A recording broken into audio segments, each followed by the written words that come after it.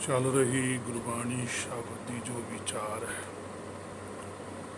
ਜੋ ਗੁਰਕਿਰਪਾ ਦੁਆਰਾ ਆਪਾਂ ਸਾਰੇ ਰਲ ਮਿਲ ਕੇ ਕਰਦੇ ਹਾਂ।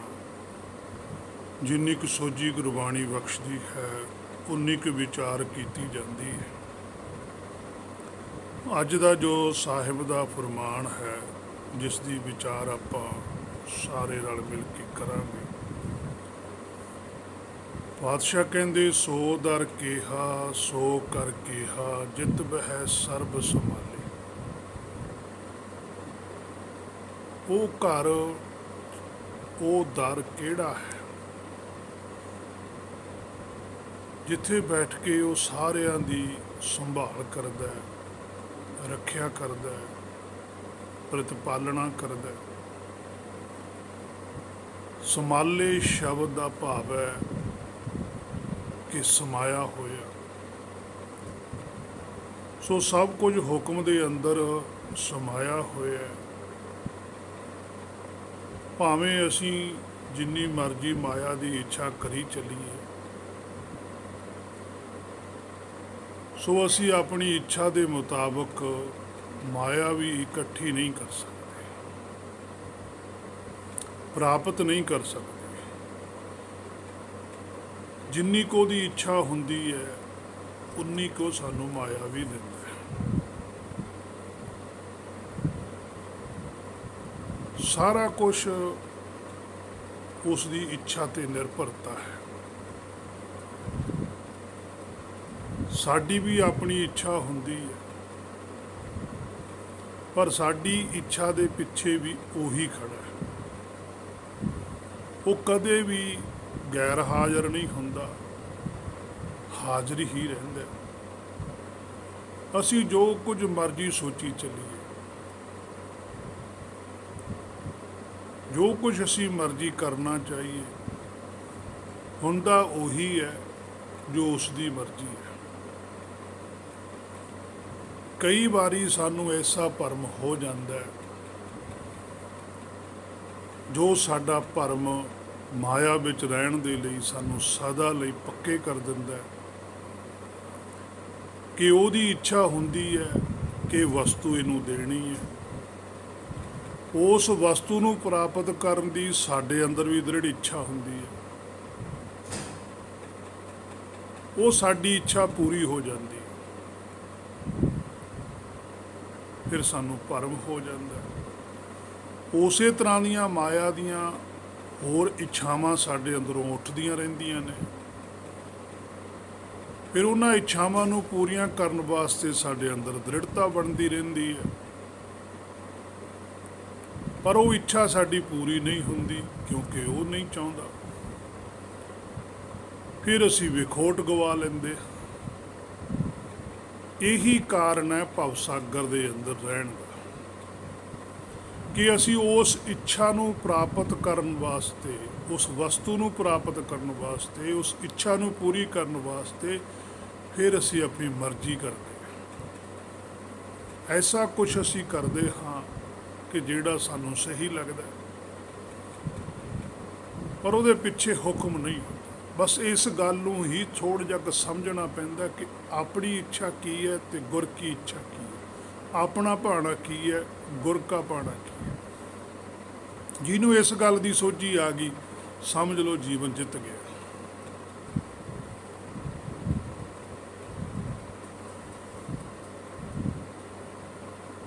ਜੇ ਸਾਡੀ ਆਪਣੀ ਹੀ ਮਰਜ਼ੀ ਚੱਲਦੀ ਹੁੰਦੀ, ਫਿਰ ਤਾਂ ਅਸੀਂ ਜੋ ਇੱਛਾ ਕਰਦੇ ਪ੍ਰਾਪਤ ਕਰ ਲੈਂਦੇ। ਜੇ ਸਾਰੀ ਇੱਛਾ ਹੀ ਪਰਮੇਸ਼ਰ ਦੀ ਚੱਲਦੀ ਹੁੰਦੀ, ਫਿਰ ਅਸੀਂ ਭਵਸਾਗਰ 'ਚ ਨਾ ਰਹਿੰਦੇ। ਇਹ ਬਹੁਤ ਬਰੀਕੀ ਦਾ ਜਿਹੜਾ ਹੈ ਸਬਜੈਕਟ ਹੈ ਧਰਮ ਦਾ। ਅਸੀਂ ਵੀ ਇੱਛਾ ਕਰਨੀ ਹੈ, ਪਰਮੇਸ਼ਰ ਦੀ ਵੀ ਇੱਛਾ ਹੈ। ਅਸੀਂ ਉਹ ਇੱਛਾ ਕਰਨੀ ਹੈ ਜਿਹੜੀ ਸਾਨੂੰ ਇਸ ਭਵਸਾਗਰ 'ਚੋਂ ਪਾਰ ਲੈ ਜਾਵੇ।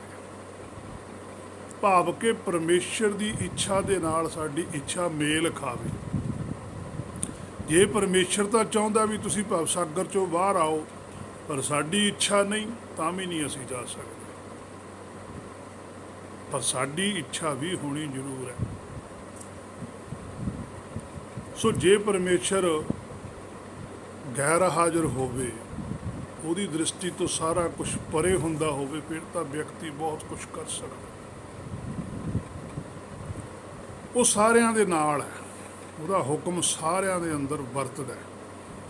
ਗੁਰਮੁਖ ਨੇ ਜਿਹੜੇ ਉਸ ਹੁਕਮ ਨੂੰ ਪਛਾਣ ਲੈਂਦੇ ਜੀਵਨ ਜਿੱਤ ਜਾਂਦੇ। ਸੋ ਦਰ ਕਿਹਾ, ਉਹ ਦਰ ਕਿਹੜਾ ਹੈ? ਇੱਕ ਦਰ ਹੈ, ਇੱਕ ਘਰ ਹੈ। ਦਰ ਹੈ ਤ੍ਰਿਕੁਟੀ, ਦਿਮਾਗ, ਦੋਏ ਅੱਖਾਂ, ਦੋਏ ਕੰਨ ਤੇ ਨਾਸਕਾ ਦੇ ਦੋਏ ਛੇਦਰ, ਜਿੱਥੋਂ ਸੁਰਤ ਬਾਹਰ ਨੂੰ ਜਾਂਦੀ ਹੈ, ਇਹ ਤ੍ਰਿਕੁਟੀ ਹੈ, ਇਹ ਦਰ ਹੈ। ਦਰ ਤੋਂ ਬੰਦਾ ਬਾਹਰ ਨੂੰ ਜਾਂਦਾ, ਦਰ ਤੋਂ ਹੀ ਬੰਦਾ ਅੰਦਰ ਵੀ ਆਉਂਦਾ ਹੈ। ਘਰ ਕੀ ਹੈ? ਘਰ ਹੈ ਸਾਡਾ ਹਿਰਦਾ। ਅਸੀਂ ਘਰ ਚੋਂ ਬਾਹਰ ਆ ਗਏ, ਹਿਰਦੇ ਤੋਂ ਸੁਰਤ ਸਾਡੀ ਬਾਹਰ ਹੈ। ਬਾਹਰ ਮਾਇਆ ਨੂੰ ਵੇਖਦੀ ਹੈ, ਅੱਖਾਂ ਰਾਹੀਂ ਬਾਹਰ ਵੇਖਦੇ ਹਾਂ, ਕੰਨਾਂ ਰਾਹੀਂ ਸੁਣ ਲੈਂਦੇ ਹਾਂ, ਨਾਸਕਾਂ ਰਾਹੀਂ ਸੁਗੰਧੀ ਲੈਂਦੇ ਹਾਂ, ਸਰੀਰ ਕਰਕੇ ਸਪਰਸ਼ ਦਾ ਸਾਨੂੰ ਪਤਾ ਲੱਗਦਾ।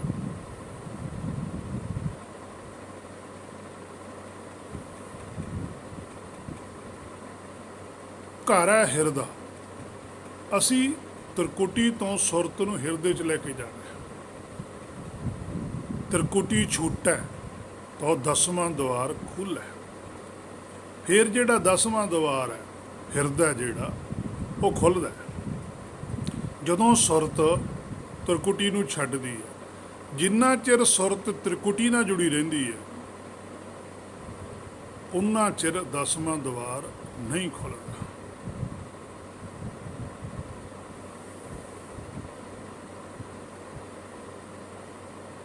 ਸੋ ਦਰ ਕਿਹਾ। ਹੁਣ ਪੜ੍ਹਨ ਦੇ ਵਿੱਚ ਇਹਨੂੰ ਪੜ੍ਹ ਦਿੰਦੇ ਹਾਂ, ਸੋ ਦਰ ਕਿਹਾ, ਵੀ ਉਹ ਕਿਹੋ ਜਿਹਾ ਦਰ ਹੈ। ਸਾਨੂੰ ਪਾਤਸ਼ਾਹ ਉਪਦੇਸ਼ ਦਿੰਦੇ ਆ ਵੀ ਤੁਸੀਂ ਕਿਤੇ ਉਹ ਦਰ ਨੂੰ ਬੁੱਝਿਆ ਵੀ ਕਿਹੜੇ ਦਰ ਦੇ ਰਾਹੀਂ ਤੁਹਾਡੀ ਸੁਰਤ ਸੱਚਖੰਡ ਚੋਂ ਬਾਹਰ ਆ ਗਈ। ਪਹਿਲ ਪੁਰੀਏ ਪੁੰਡਰਕ ਬਨਾ, ਤਾਂਚੇ ਹੰਸਾ ਸਗਲੇ ਜਨਾ, ਕ੍ਰਿਸ਼ਨਾ ਤੇ ਜਾਨੋ ਨਾਚੰਤੀ ਨਾਚਨਾ ਗੋਪੀ ਜਨ।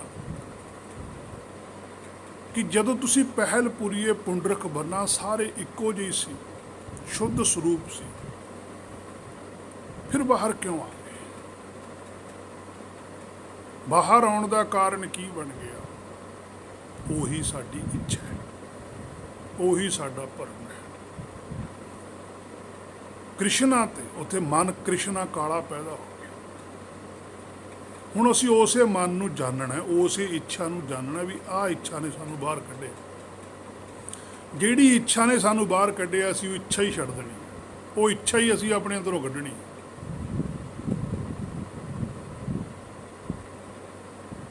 ਇੱਛਾ ਬਾਹਰ ਨਿਕਲ ਗਈ, ਅਸੀਂ ਸੁੰਦਰ ਸਰੂਪ ਹਾਂ, ਫਿਰ ਅਸੀਂ ਘਰੇ ਹੀ ਹਾਂ। ਸੋ ਦਰ ਕਿਹਾ, ਸੋ ਘਰ ਕਿਹਾ। ਉਹ ਘਰ ਕਿਹੋ ਜਿਹਾ? ਜਿੰਨਾ ਚਿਰ ਅਸੀਂ ਸੁਰਤ ਨੂੰ ਦਰ 'ਤੇ ਲੈ ਕੇ ਆਉਂਦੇ ਹਾਂ, ਦਰ ਤੋਂ ਖੜ ਕੇ ਸੰਸਾਰ ਦਿਸਦਾ, ਹਿਰਦੇ ਵਿੱਚ ਜਾ ਕੇ ਨਿਰਾਕਾਰ ਦਿਸਦਾ। ਤੇ ਜਿੰਨਾ ਚਿਰ ਸੁਰਤ ਦਿਮਾਗ ਨਾਲ ਚੱਲਦੀ ਹੈ, ਦਰ 'ਤੇ ਰਹਿੰਦੀ ਹੈ, ਫਿਰ ਦਿਮਾਗ ਦੇ ਅੰਦਰ ਜੋ ਦਿਸਦਾ ਉਹਦੀਆਂ ਇੱਛਾਵਾਂ ਪੈਦਾ ਹੁੰਦੀਆਂ ਨੇ। ਉਹਨਾਂ ਨੂੰ ਪ੍ਰਾਪਤ ਕਰਨ ਵਾਸਤੇ ਜੀਵ ਸਾਰਾ ਸਮਾਂ ਜ਼ਿੰਦਗੀ ਦਾ ਲਾ ਜਾਂਦਾ, ਅਸਲੀ ਵਸਤੂ ਪ੍ਰਾਪਤ ਨਹੀਂ ਹੁੰਦੀ। ਜਿਵੇਂ ਗੁਰਬਾਣੀ 'ਚ ਪਾਤਸ਼ਾਹ ਕਹਿੰਦੇ ਆ, ਸਭ ਕਿਛ ਘਰ ਮੈਂ ਬਾਹਰ ਕਿਛ ਨਾ ਹੈ, ਬਾਹਰ ਟੋਲੇ ਸੇ ਭਰਮ ਭੁਲਾਈ। ਦਿਸਦਾ ਹਿਰਦੇ ਵਿੱਚ ਬੈਠ ਕੇ ਵੀ ਹੈ ਬਾਹਰ। ਇਹ ਨਹੀਂ ਕਿ ਹਿਰਦੇ 'ਚੋਂ ਬੈਠ ਕੇ ਬਾਹਰ ਕੁਛ ਨਹੀਂ ਦਿਸਦਾ, ਪਰ ਨਿਸ਼ਾਨੀ ਇਹ ਕਿ ਜਦੋਂ ਹਿਰਦੇ 'ਚੋਂ ਬੈਠ ਕੇ ਦੇਖਦਾ, ਫਿਰ ਕਿਸੇ ਚੀਜ਼ ਦੀ ਭੁੱਖ ਨਹੀਂ ਪੈਦਾ ਹੁੰਦੀ, ਇੱਛਾ ਨਹੀਂ ਪੈਦਾ ਹੁੰਦੀ। ਦੇਖ ਲਿਆ ਬਸ, ਦੇਖ ਕੇ ਛੱਡਤਾ। ਜਿਵੇਂ ਅਸੀਂ ਗੱਡੀ ਵਿੱਚ ਬੈਠੇ ਜਾਂਦੇ ਆ, ਸਾਨੂੰ ਫੁੱਲ ਦੀਂਦੇ ਆ, ਬਾਗ ਦੀਂਦੇ ਆ, ਫਲ ਦੀਂਦੇ ਆ, ਅਸੀਂ ਬੈਠ ਕੇ ਦੇਖ ਲੈਂਦੇ ਆ, ਲੰਘ ਜਾਂਦੇ ਆ। ਪਰ ਜੇ ਅਸੀਂ ਬਾਗ ਦੇ ਕੋਲ ਜਾ ਕੇ ਖੜ ਜਾਈਏ, ਫੁੱਲਾਂ ਦੇ ਬਗੀਚੀ ਕੋਲ ਜਾ ਕੇ ਖੜ ਜਾਈਏ, ਫਿਰ ਇੱਛਾ ਹੁੰਦੀ ਵੀ ਫੁੱਲ ਤੋੜੀਏ, ਜਾਂ ਫੁੱਲ ਦੀ ਸੁਗੰਧੀ ਲਈਏ, ਜਾਂ ਫੁੱਲ ਨੂੰ ਹੱਥ ਲਾਈਏ। ਜਦੋਂ ਅਸੀਂ ਕਿਸੇ ਚੀਜ਼ ਨੂੰ ਸਪਰਸ਼ ਕਰਾਂਗੇ, ਸਾਡਾ ਮੋਹ ਵਧੇਗਾ।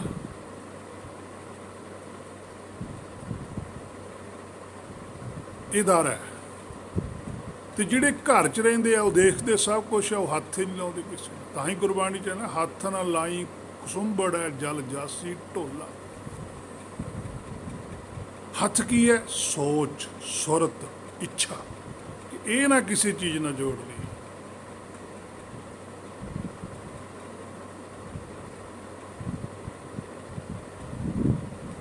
ਗੁਰਮੁਖ ਇਸੇ ਤਰ੍ਹਾਂ ਹੀ ਵਿਚਰਦਾ।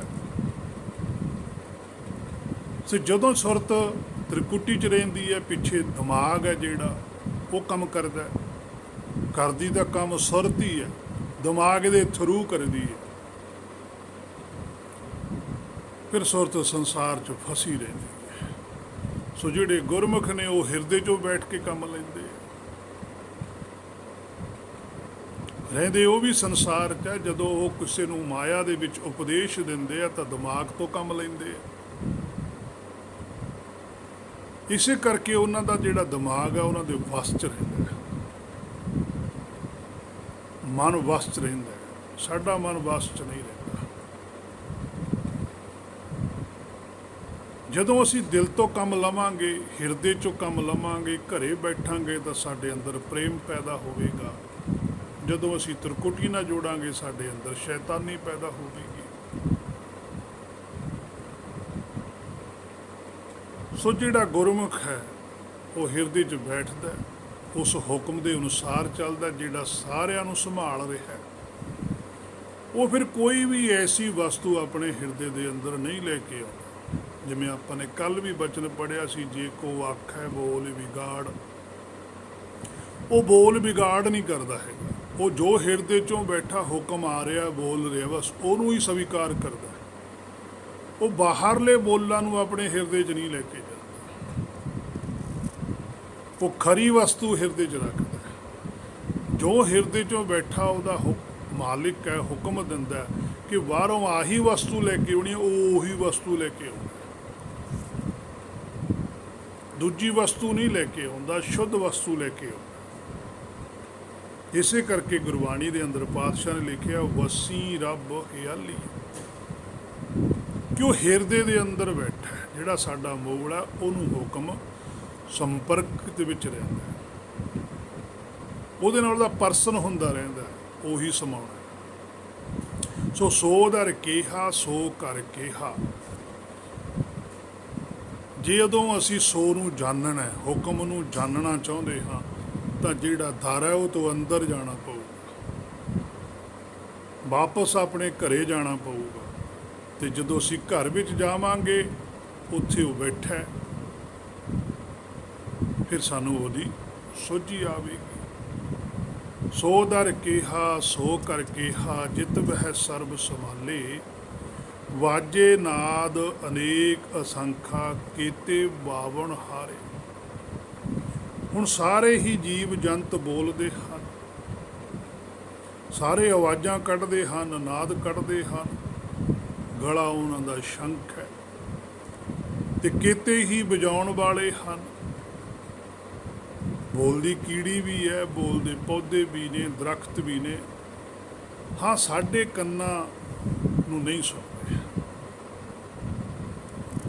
ਪਰ ਬੁਲਾਉਂਦਾ ਕੌਣ ਹੈ? ਉਹੀ ਜੀਵਾਤਮ। ਜਿਵੇਂ ਮਨੁੱਖ ਗਲੇ ਨਾਲ ਆਵਾਜ਼ ਕੱਢਦਾ, ਪਿੱਛੇ ਜੀਵ ਆਤਮ ਹੀ ਬੋਲਦਾ। ਸੋ ਬੇਅੰਤ ਹਨ ਸਾਰੀ ਸ੍ਰਿਸ਼ਟੀ ਵਿੱਚ, ਜੋ ਆਪੋ ਆਪਣਾ ਜੀਵਨ ਬਸਰ ਕਰਦੇ ਹਨ। ਜਿਵੇਂ ਗੁਰਬਾਣੀ ਵਿੱਚ ਵੀ ਪਾਤਸ਼ਾਹ ਨੇ ਕਿਹਾ, ਬਾਬਾ ਬੋਲਤੇ ਥੇ ਕਹਾਂਗੇ, ਇਹਦਾ ਮਤਲਬ ਬੋਲਣ ਵਾਲਾ ਕੋਈ ਹੋਰ ਹੈ। ਸਰੀਰ ਤਾਂ ਇੱਕ ਜੰਤ ਹੈ, ਨਾਨਕ ਜੰਤ ਬਜਾਇਆ ਵਾਜਾ। ਇਹਦਾ ਵੱਜਣ ਵਾਲਾ ਇੰਸਟਰੂਮੈਂਟ ਹੈ, ਵਜਾਉਣ ਵਾਲਾ ਕੋਈ ਹੋਰ ਹੈ। ਉਹੀ ਹੈ ਬੋਲਣ ਵਾਲਾ, ਉਹੀ ਹੈ ਜੀਵਾਤਮਾ। ਉਸ ਦੇ ਪਿੱਛੇ ਹੈ ਹੁਕਮ, ਜੋ ਬਾਹਰੀ ਕੰਨਾਂ ਨਾਲ ਨਹੀਂ ਸੁਣਦਾ, ਤੇ ਸਾਡੇ ਕੋਲ ਸੁਣਨ ਵਾਲੀ ਹੈ ਗੁਰਬਾਣੀ। ਇਸ ਨੂੰ ਸੁਣ ਕੇ ਸਮਝ ਕੇ ਫਿਰ ਉਹ ਕੰਨ ਖੁੱਲ ਜਾਂਦੇ ਹੈ, ਜਿਸ ਨਾਲ ਉਹ ਹੁਕਮ ਸੁਣਾਈ ਦਿੰਦਾ ਹੈ। ਫਿਰ ਆਤਮਾ ਉਹਨਾਂ ਬੋਲਾਂ ਦੇ ਵਿੱਚ ਸਮਾ ਜਾਂਦੀ ਹੈ। ਉਹਨਾਂ ਚਿਰ ਨਹੀਂ ਸਮਾ ਸਕਦੀ। ਵਾਜੇ ਨਾਦ ਅਨੇਕ ਅਸੰਖਾ ਕੀਤੇ ਬਾਵਣਾ। ਹੁਣ ਪਾਤਸ਼ਾਹ ਨੇ ਇਸ ਗੱਲ ਦੇ ਵਿੱਚ ਸਾਨੂੰ ਸਮਝਾਇਆ ਹੈ ਕਿ ਇਕੱਲਾ ਮਨੁੱਖ ਹੀ ਨਹੀਂ ਹੈ, ਜਿੰਨੀ ਵੀ 84 ਲੱਖ ਜੂਨੀ ਦੇ ਵਿੱਚ ਜੀਵ ਨੇ, ਸਾਰਿਆਂ ਦੇ ਅੰਦਰ ਨਾਦ ਹੈ। ਨਾਦ ਹੁੰਦਾ ਹੈ ਹੁਕਮ। ਉਹ ਨਾਦ ਦੇ ਬਜਾਇਆਂ ਹੀ ਵੱਜਦੇ ਹਨ, ਬੁਲਾਇਆਂ ਹੀ ਬੋਲਦੇ ਆ। ਹਰ ਇੱਕ ਚੀਜ਼ ਦੇ ਵਿੱਚ ਆਵਾਜ਼ ਹੈ। ਅਸੰਖਾ, ਕੋਈ ਗਿਣਤੀ ਨਹੀਂ। ਕੇਤੇ ਬਾਵਣ ਹਾਰੇ, ਕਿੰਨੇ ਹੀ ਨੇ। ਕਿੰਨਿਆਂ ਦੇ ਅੰਦਰ ਉਹ ਆਤਮਾ ਹੈ ਜਿਹੜੀ ਵਜਾ ਰਹੀ ਹੈ, ਤੇ ਉਹਨਾਂ ਸਾਰਿਆਂ ਦੇ ਪਿੱਛੇ ਹੁਕਮ ਹੈ। ਕੇਤੇ ਰਾਗ ਪਰੀ ਸਿਉ ਕਹੀਨ, ਕੇਤੇ ਗਾਵਣ ਹਾਰੇ। ਬਥੇਰੇ ਹਨ ਰਾਗ ਰਾਗਣੀਆਂ ਗਾਉਣ ਵਾਲੇ। ਰਾਗ ਪੁਰਖ ਵਾਚਕ ਸ਼ਬਦ ਹੈ, ਰਾਗਣੀਆਂ ਇਸਤਰੀ ਵਾਚਕ ਹੈ। ਇੱਕੋ ਹੀ ਗੱਲ ਹੈ। ਭਾਵ ਕੋਈ ਕਲਾ ਦੇ ਬਲ ਨਾਲ ਗਾ ਰਿਹਾ ਹੈ ਕਿ ਮੈਂ ਇਸ ਕਲਾ ਵਿੱਚ ਪਰਿਪੂਰਨ ਹਾਂ। ਬਥੇਰੇ ਪੰਛੀ ਜਾਨਵਰ ਜਿਨ੍ਹਾਂ ਦੀ ਆਵਾਜ਼ ਬਹੁਤ ਸੋਹਣੀ ਹੁੰਦੀ ਹੈ, ਜਿਵੇਂ ਕੋਇਲ, ਬੰਬੀਹਾ, ਮੋਰ, ਸ਼ੇਰ, ਘੁੱਗੀ, ਤੋਤਾ ਆਦਿ, ਬੜੀ ਮਿੱਠੀ ਆਵਾਜ਼ ਹੁੰਦੀ ਹੈ ਉਹਨਾਂ ਦੀ। ਸੋ ਹਰ ਕੋਈ ਗਾ ਰਿਹਾ ਹੈ, ਚਾਹੇ ਗਿਆਨ ਹੈ ਚਾਹੇ ਨਹੀਂ। ਹੁਣ ਇਹ ਗੱਲਾਂ ਦੇ ਪਿੱਛੇ ਪਾਤਸ਼ਾਹ ਦਾ ਕਹਿਣ ਦਾ ਮਨੋਰਥ ਕੀ ਹੈ? ਕਿਉਂ ਇਹ ਗੱਲਾਂ ਵਾਰ-ਵਾਰ ਪਾਤਸ਼ਾਹ ਕਹਿੰਦੇ? ਅਸੀਂ ਉਸ ਗੱਲ ਨੂੰ ਵੀ ਥੋੜ੍ਹਾ ਜਿਹਾ ਸਮਝਣਾ ਕਿ ਇਹ ਗੱਲਾਂ ਕਿਉਂ ਆਖੀਆਂ ਜਾ ਰਹੀਆਂ ਨੇ, ਕਿਉਂ ਲਿਖੀਆਂ ਗਈਆਂ। ਕੇਤੇ ਰਾਗ ਪਰੀ ਸਿਉ ਕਹੀਨ, ਕੇਤੇ ਗਾਵਣ। ਕਿ ਜਿਹੜਾ ਰਾਗ ਹੈ, ਕੇਤੇ ਰਾਗ, ਕਿੰਨੇ ਹੀ ਜੀਵ ਨੇ, ਕਿੰਨੇ ਹੀ ਪੰਛੀ ਨੇ, ਕਿੰਨੇ ਹੀ ਜਾਨਵਰ ਨੇ, ਉਹਨਾਂ ਦੇ ਅੰਦਰ ਜਿਹੜਾ ਹੁਕਮ ਹੈ ਨਾ, ਉਹ ਪਰਿਪੂਰਨ ਹੈ। ਜਦੋਂ ਪੂਰੇ ਹੁਕਮ ਨੂੰ ਵੇਖ ਕੇ ਉਹਨਾਂ ਦੇ ਅੰਦਰੋਂ ਜਿਹੜੀ ਆਵਾਜ਼ ਨਿਕਲਦੀ, ਉਹ ਮਸਤੀ ਭਰੀ ਆਵਾਜ਼ ਹੁੰਦੀ ਹੈ। ਕਹੀਨ, ਉਹ ਆਵਾਜ਼ ਵੀ ਸਾਨੂੰ ਕੋਈ ਨਾ ਕੋਈ ਮੈਸੇਜ ਦਿੰਦੀ ਹੈ, ਕੋਈ ਨਾ ਕੋਈ ਸੁਨੇਹਾ ਦਿੰਦੀ ਹੈ। ਕੋਇਲ ਦੀ ਆਵਾਜ਼ ਸਾਨੂੰ ਸੁਨੇਹਾ ਦਿੰਦੀ ਹੈ ਵੀ ਇਹਦੇ ਅੰਦਰੋਂ ਹੁਕਮ ਕਿੰਨਾ ਮਿੱਠਾ ਬੋਲਦੀ ਹੈ। ਹੇ ਮੇਰੇ ਮਨਾ, ਉਹ ਹੁਕਮ ਤੇਰੇ ਅੰਦਰ ਵੀ ਤਾਂ ਹੈ, ਤੂੰ ਕਿਉਂ ਨਹੀਂ ਬੋਲਦਾ? ਮਿੱਠ ਬੋਲੜਾ ਜੀ ਹਰ ਸੱਜਣ ਸੁਆਮੀ ਮੋਰਾ, ਹਉ ਸੰਮਲ ਥੱਕੀ ਜੀ ਉਹ ਕਦੇ ਨਾ ਬੋਲੇ ਕੌੜਾ। ਇਹ ਤਾਂ ਕੌੜਾ ਬੋਲਦਾ ਹੀ ਨਹੀਂ, ਤੂੰ ਕਿਉਂ ਬੋਲਦਾ? ਕਿਤੇ ਗਾਵਣ ਹਾਰੇ, ਕਿੰਨੇ ਗਾ ਰਹੇ ਨੇ। ਕਿਤੇ ਮਾਨਾ ਤੂੰ ਐਸੇ ਭਰਮ 'ਚ ਨਾ ਪੈ ਜੀ ਵੀ ਮੈਂ ਹੀ ਰੱਬ ਦੀ ਉਸਤਤ ਗਾ ਕੇ ਕਰਦਾ, ਮੈਂ ਹੀ ਬੜੇ ਵੱਡੇ ਰਾਗ ਕੱਢਦਾ, ਮੈਨੂੰ ਹੀ ਰਾਗ ਆਉਂਦੇ ਨੇ, ਮੈਨੂੰ ਹੀ ਹਰ ਇੱਕ ਨਾਲ ਗੱਲ ਕਰਨੀ ਆਉਂਦੀ ਹੈ, ਮੇਰੀ ਹਰ ਗੱਲ ਦੇ ਉੱਪਰ ਪ੍ਰਭਾਵ ਪੈਂਦਾ ਲੋਕਾਂ ਦੇ ਉੱਪਰ। ਬਥੇਰੇ ਜਾਨਵਰ ਨੇ, ਪੰਛੀ ਨੇ, ਜੀਵ ਨੇ, ਜਿਨ੍ਹਾਂ ਦੀਆਂ ਗੱਲਾਂ ਦਾ ਪ੍ਰਭਾਵ ਪੈਂਦਾ, ਜਿਨ੍ਹਾਂ ਦੀ ਆਵਾਜ਼ਾਂ ਦਾ ਪ੍ਰਭਾਵ ਪੈਂਦਾ। ਉਹਨਾਂ ਨੇ ਰਾਗ ਕਿੱਥੋਂ ਸਿੱਖੇ? ਇਹ ਸਾਰਾ ਕੁਛ ਹੈ ਮੇਰੇ ਮਨ, ਤੈਨੂੰ ਪਾਤਸ਼ਾਹ ਨੇ ਉਪਦੇਸ਼ ਦਿੱਤਾ ਕਿ ਦੇਖੀ ਕਿਤੇ ਭਰਮ 'ਚ ਨਾ ਪੈ ਜਾ, ਦੇਖੀ ਕਿਤੇ ਹਉਮੈ 'ਚ ਨਾ ਚਲੇ ਜਾਈਂ, ਕਿਤੇ ਹੰਕਾਰ ਨਾ ਕਰ ਲਈ, ਸਦਾ ਉਹਦੀ ਰਜ਼ਾ ਵਿੱਚ ਨਹੀਂ। ਆਪਣੇ ਆਪ ਨੂੰ ਨੀਵਾਂ ਸਮਝ ਕੇ ਚੱਲੀ। ਹੁਣ ਨੀਵਾਂ ਹੋਣ ਦੀ ਵਾਰੀ ਹੈ, ਹੁਣ ਮੱਤ ਨੂੰ ਨੀਵੀਂ ਰੱਖਣ ਦੀ ਵਾਰੀ ਹੈ। ਜੇ ਮਾੜੀ ਜੀ ਮੱਤ ਐਸ ਮਨੁੱਖਾ ਤਨ 'ਚ ਉੱਚੀ ਉੱਠ ਖੜੀ ਤਾਂ ਜੀਵਨ ਵਿਅਰਥ ਹੈ। ਤਾਂ ਪਾਤਸ਼ਾਹ ਤੈਨੂੰ ਬਾਰ-ਬਾਰ ਉਹਨਾਂ ਚੀਜ਼ਾਂ ਨਾਲ ਸਮਝਾਉਂਦੇ ਵੀ ਤੂੰ ਵੀ ਉੱਥੋਂ ਹੀ ਆਇਆ, ਕਿਸੇ ਵੇਲੇ ਤੂੰ ਵੀ ਕੋਇਲ ਹੋਵੇਂਗਾ, ਮੋਰ ਹੋਵੇਂਗਾ, ਤੋਤਾ ਹੋਵੇਂਗਾ। ਗਾਵਹਿ ਤੁਹਾਨੋ ਪੌਣ ਪਾਣੀ ਬੈ ਸੰਤਰ, ਗਾਵੈ ਰਾਜਾ ਧਰਮ ਦੁਆਰੇ। ਹੁਣ ਜਿਵੇਂ ਪਹਿਲਾਂ ਆਇਆ ਸੀ ਕਿ ਤੂੰ ਸਾਰਿਆਂ ਦੇ ਵਿੱਚ ਸਮਾਇਆ ਹੋਇਆ, ਫਿਰ ਜੀਵ ਕਿਵੇਂ ਨਾਦ ਕਰ ਰਹੇ ਹਨ? ਤੂੰ ਕਰਾ ਰਿਹਾ, ਕਿਉਂਕਿ ਜੀਵ ਤਾਂ ਕਿਸੇ ਤੋਂ ਆਵਾਜ਼ਾਂ ਨਹੀਂ ਵਜਾਉਣਾ ਸਿੱਖੇ, ਆਵਾਜ਼ਾਂ ਕੱਢਣੀਆਂ ਨਹੀਂ ਸਿੱਖੇ। ਤੂੰ ਸਾਰਾ ਕੁਝ ਤੂੰ ਹੀ ਕਰਵਾ ਰਿਹਾ। ਕਈ ਆਵਾਜ਼ ਨਾਲ ਸ਼ਬਦ ਪ੍ਰਗਟ ਕਰਨ ਲਈ, ਕਈ ਗਾਉਣ ਲਈ ਸ਼ਬਦ ਹਨ, ਰਾਗਣੀਆਂ ਹਨ। ਹੁਣ ਗੱਲ ਹੈ ਤੈਨੂੰ ਗਾ ਕਿਵੇਂ ਰਹੇ। ਜਿਵੇਂ ਹੁਣ ਇੱਥੇ ਪਾਤਸ਼ਾਹ ਨੇ ਲਿਖਤਾ ਵੀ ਪੌਣ ਪਾਣੀ ਬੈ ਸੰਤਰ, ਅੱਗ ਕਿਵੇਂ ਗਾਉਂਦੀ ਹੈ, ਪਾਣੀ ਕਿਵੇਂ ਗਾਉਂਦਾ, ਪੌਣ ਕਿਵੇਂ ਗਾਉਂਦੀ ਹੈ, ਉਸੇ ਤਰੀਕੇ ਨਾਲ ਅਸੀਂ ਵੀ ਗਾਉਣਾ। ਹੁਣ ਸਾਡਾ ਗਾਉਣਾ ਹੋਰ ਤਰੀਕੇ ਦਾ, ਇਹਨਾਂ ਦਾ ਹੋਰ ਤਰੀਕੇ ਦਾ, ਜਦ ਕਿ ਇਹਨਾਂ ਦੇ ਤਰੀਕੇ ਵਾਂਗੂ ਹੀ ਸਾਨੂੰ ਵੀ ਗਾਉਣਾ ਪਊਗਾ, ਕਿਉਂਕਿ ਉਹ ਵੀ ਹੁਕਮ 'ਚ ਗਾ ਰਹੇ ਨੇ, ਸਾਨੂੰ ਵੀ ਹੁਕਮ 'ਚ ਗਾਉਣਾ ਪਊਗਾ। ਅਸੀਂ ਹੁਕਮ 'ਚ ਨਹੀਂ ਗਾਉਂਦੇ, ਅਸੀਂ ਆਪਣੀ ਲੋੜ ਲਈ ਗਾਉਂਦੇ, ਸਾਡੀ ਆਪਣੀ ਇੱਛਾ ਹੁੰਦੀ ਹੈ। ਇਸ ਕਰਕੇ ਫਰਕ ਹੁੰਦਾ। ਪਾਤਸ਼ਾਹ ਕਹਿੰਦੇ ਗਾਵਹਿ ਤੁਹਾਨੋ ਪੌਣ ਪਾਣੀ ਵੈ ਸੰਤਰ, ਹੇ ਮੇਰੇ ਮਨਾ ਇਹ ਸਮਝ, ਇਹ ਕਿਵੇਂ ਗਾਉਂਦੇ ਹਨ? ਜਿਸ ਤਰ੍ਹਾਂ ਅਸੀਂ ਗਾ ਰਹੇ ਹਨ ਉਸ ਤਰ੍ਹਾਂ ਤਾਂ ਇਹਨਾਂ ਕੋਲ ਕੋਈ ਸ਼ਬਦ ਨਹੀਂ। ਪਾਤਸ਼ਾਹ ਜੀ ਕਹਿੰਦੇ ਗਾ ਰਹੇ ਹਨ। ਸੋ ਪਾਤਸ਼ਾਹ ਹੀ ਸਮਝਾਉਣਗੇ ਕਿ ਕਿਵੇਂ ਗਾ ਰਹੇ ਹਨ, ਭਾਵ ਕਿ ਸਾਰੇ ਹੁਕਮ ਵਿੱਚ ਹਨ। ਅਸਲ ਵਿੱਚ ਹੁਕਮ ਵਿੱਚ ਰਹਿਣਾ ਹੀ ਗਾਉਣਾ ਹੈ। ਸਾਜ਼ਾਂ ਨਾਲ ਗਾਉਣਾ ਸੱਚਖੰਡ 'ਚ ਪ੍ਰਵਾਨ ਨਹੀਂ ਹੈ, ਉਹ ਸਾਡੇ ਇੱਥੇ ਪ੍ਰਵਾਨ ਜ਼ਰੂਰ ਹੈ, ਸੱਚਖੰਡ ਦੇ ਅੰਦਰ ਨਹੀਂ ਹੈ। ਇੱਥੇ ਵੀ ਸਾਜ਼ ਨਾਲ ਤਾਂ ਗਾਇਆ ਜਾਂਦਾ ਸੀ ਵੀ ਸਾਜ਼ ਦੀ ਜਿਹੜੀ ਧੁਨੀ ਆ ਉਹਨੂੰ ਸੁਣ ਕੇ ਲੋਕ ਇਕੱਠੇ ਹੋ ਜਾਣ, ਵੀ ਜਦੋਂ ਸਾਜ਼ ਦੀ ਧੁਨੀ ਸੁਣ ਕੇ ਲੋਕ ਆਉਣਗੇ, ਬੈਠਣਗੇ, ਫਿਰ ਉਹਨਾਂ ਨਾਲ ਵਿਚਾਰ ਕਰਾਂਗੇ, ਫਿਰ ਉਹਨਾਂ ਨੂੰ ਸਮਝਾਇਆ ਜਾਊਗਾ ਵੀ ਕਿਵੇਂ ਗਾਇਆ ਜਾਂਦਾ। ਪਰ ਅਸੀਂ ਉਲਟ ਕਰ ਲਿਆ, ਅਸੀਂ ਉਹ ਮਨੋਰਥ ਛੱਡ ਕੇ ਸਾਜ਼ਾਂ ਨਾਲ ਹੀ ਜੁੜ ਗਏ, ਅਸਲੀ ਗਾਉਣਾ ਛੱਡਤਾ। ਲਿਖੇ ਹੋਏ ਸ਼ਬਦ ਨੂੰ ਪੜ੍ਹਨਾ, ਉੱਚੀ ਬੋਲ ਕੇ ਪੜ੍ਹਨਾ, ਆਪਣੀ ਆਵਾਜ਼ ਦੀ ਕਲਾ ਨਾਲ ਪੜ੍ਹਨਾ, ਇਹ ਪੜ੍ਹਨਾ ਹੀ ਗਿਣਿਆ ਜਾਂਦਾ, ਇਹਨੂੰ ਗਾਉਣਾ ਨਹੀਂ ਗਿਣਿਆ। ਸੱਚਖੰਡ ਦੀ ਦ੍ਰਿਸ਼ਟੀ ਤੋਂ, ਸਾਡੀ ਦ੍ਰਿਸ਼ਟੀ ਤੋਂ ਗਾਉਣਾ ਹੀ ਹੈ, ਪਰ ਸੱਚਖੰਡ ਇਹਨੂੰ ਗਾਉਣਾ ਨਹੀਂ ਮੰਨਦਾ। ਤਾਂ ਪਾਤਸ਼ਾਹ ਲਿਖਦੇ ਆ ਕਿ ਜਿਵੇਂ ਇਹ ਸਾਰੇ ਹੁਕਮ ਵਿੱਚ ਹਨ, ਕਿਸੇ ਦੇ ਹੁਕਮ ਆਗਿਆ ਵਿੱਚ ਚੱਲਣਾ ਹੀ ਅਸਲ ਵਿੱਚ ਗਾਉਣਾ ਹੁੰਦਾ। ਗਾਵੈ ਤੁਹਾਨੋ ਪੌਣ ਹੁਕਮ ਦੇ ਵਿੱਚ ਚੱਲਦੀ ਹੈ, ਪਾਣੀ ਹੁਕਮ ਦੇ ਵਿੱਚ ਹੈ, ਵੈ ਸੰਤਰ ਹੁਕਮ ਦੇ ਵਿੱਚ ਹੈ।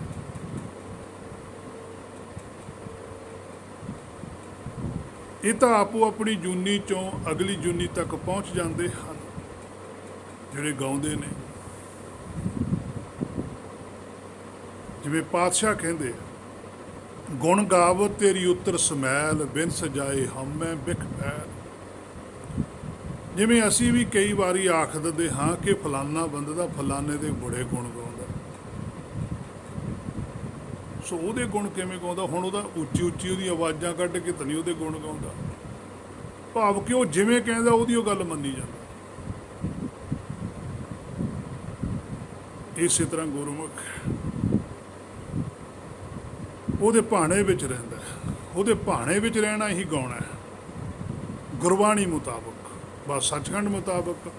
ਬਾਕੀ ਸੰਸਾਰੀ ਰੀਤਾਂ ਨੇ ਜੋ ਚੱਲਦੀਆਂ ਨੇ ਸਾਡੇ ਸੰਸਾਰ ਦੇ ਅੰਦਰ। ਗਾਵੈ ਰਾਜਾ ਧਰਮ ਦੁਆਰੇ। ਹੁਣ ਜਿਹੜਾ ਰਾਜਾ ਧਰਮ ਰਾਜਾ ਹੈ ਉਹ ਕੌਣ ਹੈ? ਸਾਡਾ ਮੂਲ ਹੀ ਧਰਮ ਰਾਜ ਹੈ। ਇਸ ਦੀਆਂ ਇਛਾਵਾਂ ਹੀ ਦੋ ਤਰ੍ਹਾਂ ਦੀਆਂ ਨੇ। ਮਨ ਕਦੇ ਟਿਕਿਆ ਤੇ ਸ਼ੁੱਧ ਹੁੰਦਾ, ਕਦੇ ਚੰਚਲ ਮਾਇਆ ਚ ਲਿਪਤ ਹੁੰਦਾ। ਜਦੋਂ ਟਿਕਿਆ ਤੇ ਸੱਚਾ ਹੈ, ਧਰਮ ਰਾਜ ਹੈ, ਭਾਣੇ ਚ ਹੈ ਤੇ ਗੁਣ ਗਾ ਰਿਹਾ ਹੈ। ਜਦੋਂ ਮਾਇਆ ਦੇਖਦਾ ਜਾਂ ਉਸ ਬਾਰੇ ਸੁਣਦਾ, ਫਿਰ ਹਲਚਲ ਪੈਦਾ ਹੁੰਦੀ ਹੈ। ਜਿਸ ਪਾਸੇ ਦੇਖਦਾ ਫਿਰ ਉਸੇ ਪਾਸੇ ਦੀ ਇੱਛਾ ਪੈਦਾ ਕਰ ਲੈਂਦਾ, ਉਸੇ ਇੱਛਾ ਦਾ ਨਾਮ ਮਨ ਹੈ, ਆਤਮਾ ਹੈ। ਫਿਰ ਉਹਨਾਂ ਇੱਛਾ ਦੀ ਪੂਰਤੀ ਲਈ ਜੀਵਨ ਬੇਅਰਥ ਗਵਾਉਂਦਾ ਹੈ। ਫਿਰ ਇਹ ਮਾਇਆ ਦੇ ਗੁਣ ਗਾਉਣ ਲੱਗ ਜਾਂਦਾ ਹੈ, ਮਾਇਆ ਦੇ ਹੁਕਮ ਵਿੱਚ ਚਲੇ ਜਾਂਦਾ ਹੈ, ਕਿਉਂਕਿ ਆਪਣੇ ਮੂਲ ਨੂੰ ਛੱਡ ਕੇ, ਭਾਵ ਆਪਣਾ ਆਪਾ ਭੁੱਲ ਕੇ ਕਿਸੇ ਹੋਰ ਦੀ ਉਸਤਤ ਕਰਦਾ ਹੈ।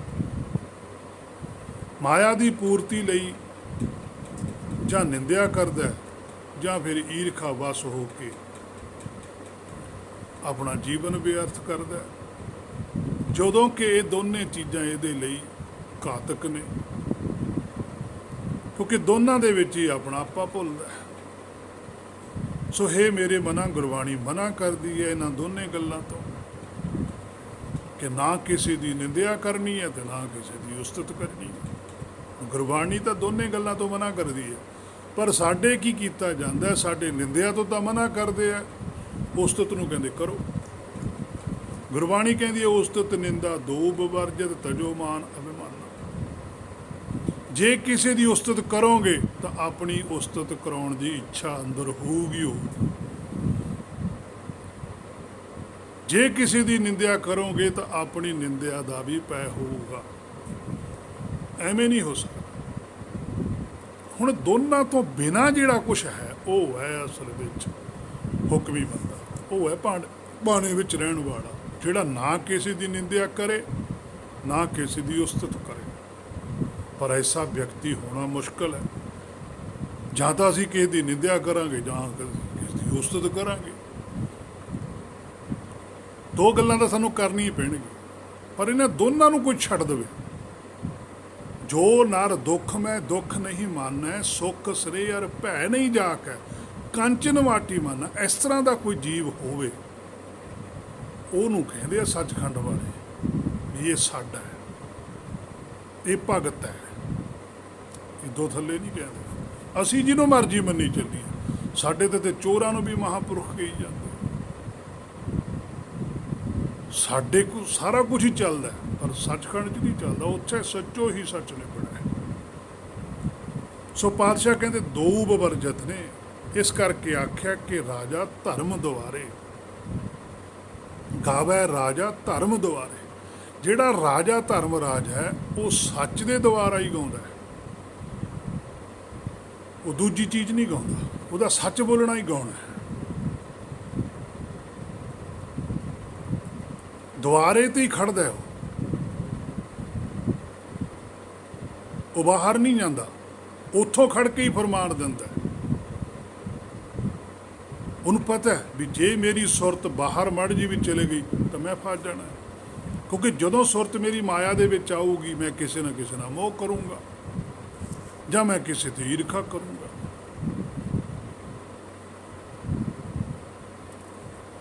ਉਹ ਦੁਆਰੇ ਤੇ ਹੀ ਖੜਦਾ, ਕਿਉਂਕਿ ਉਸ ਨੂੰ ਪਤਾ ਹੈ ਦੁਆਰੇ ਤੇ ਖੜ ਕੇ ਹੀ ਭਿੱਖਿਆ ਮਿਲਦੀ। ਉਹ ਦੁਆਰੇ ਤੇ ਖੜ ਕੇ ਗਾਉਂਦਾ। ਉਹਨੇ ਆਪਣਾ ਸਾਰਾ ਟਿਕਾਣਾ ਹੀ ਦੁਆਰੇ ਤੇ ਬਣਾਇਆ ਹੋਇਆ।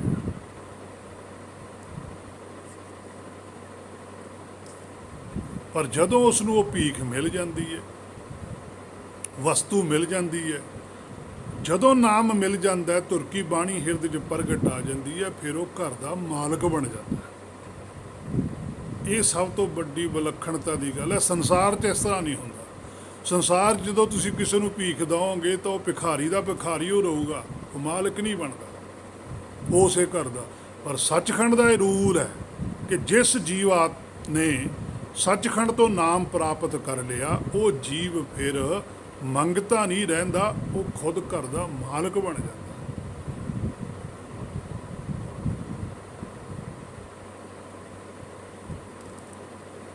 ਇਹ ਬੜੀ ਵੱਡੀ ਗੱਲ ਹੈ। ਫਿਰ ਇਹ ਰਾਜਿਆਂ ਦੀ ਸਭਾ ਵਿੱਚ ਜਾ ਕੇ ਬੈਠ ਜਾਂਦਾ। ਰਾਜਾ ਜ਼ਰੂਰ ਹੈ, ਜਿਹੜਾ ਸਾਡਾ ਮੂਲ ਆ ਉਹ ਰਾਜਾ ਹੈ, ਪਰ ਉਹ ਰਾਜਿਆਂ ਦੀ ਸਭਾ 'ਚ ਨਹੀਂ ਬੈਠ ਸਕਦਾ। ਰਾਜਿਆਂ ਦੀ ਸਭਾ ਵਿੱਚ ਉਦੋਂ ਬਹਿੰਦਾ ਜਦੋਂ ਜਾ ਕੇ ਜਿਹੜੇ ਅੰਦਰ ਬੈਠੀ ਸਭਾ ਉਹਨੂੰ ਅੰਦਰ ਬੁਲਾ ਲੈਂਦੀ ਵੀ ਆਓ ਜੀ ਬੈਠੋ। ਫਿਰ ਇਹ ਰਾਜਿਆਂ ਦੀ ਸਭਾ, ਚਾਹੇ ਸੰਤਾਂ ਦੀ ਸਭਾ ਲਾ ਲਓ, ਸੰਤ ਸਭਾ ਮਨ ਮਾਂਜੀ ਹੈ। ਇਸੇ ਕਰਕੇ ਸੱਚਖੰਡ ਵਿੱਚ ਕੋਈ ਇੱਕ ਨਹੀਂ ਹੈ, ਉੱਥੇ ਬੇਅੰਤ ਆਤਮਾਵਾਂ ਨੇ। ਉਹ ਸਾਰੀਆਂ ਆਤਮਾਵਾਂ ਦੀ ਜਿਹੜੀ ਸਮੁੱਚੀ ਇੱਛਾ ਹੈ ਉਹ ਇੱਕ ਹੈ। ਉਹ ਇੱਛਾ ਹੀ ਸਾਨੂੰ ਇੱਕ ਕਰਨਾ ਚਾਹੁੰਦੀ ਹੈ, ਹੋਰ ਕੋਈ ਗੱਲ ਨਹੀਂ ਹੈ। ਉਹ ਸਾਰਿਆਂ ਦੀ ਇੱਛਾ ਇਹੀ ਚਾਹੁੰਦੀ ਹੈ ਵੀ ਅਸੀਂ ਵੀ ਇੱਕ ਹੋਈਏ। ਅਸੀਂ ਇੱਕ ਨਹੀਂ, ਅਸੀਂ ਦੋ ਥਾਂ ਤੇ, ਸਾਨੂੰ ਦੋ ਤੋਂ ਇੱਕ ਕਰਨਾ ਚਾਹੁੰਦੇ ਆ। ਜਿਸ ਦਿਨ ਅਸੀਂ ਇੱਕ ਹੋ ਗਏ ਅਸੀਂ ਉਹਨਾਂ ਵਰਗੇ ਬਣ ਜਾਣਾ ਹੈ।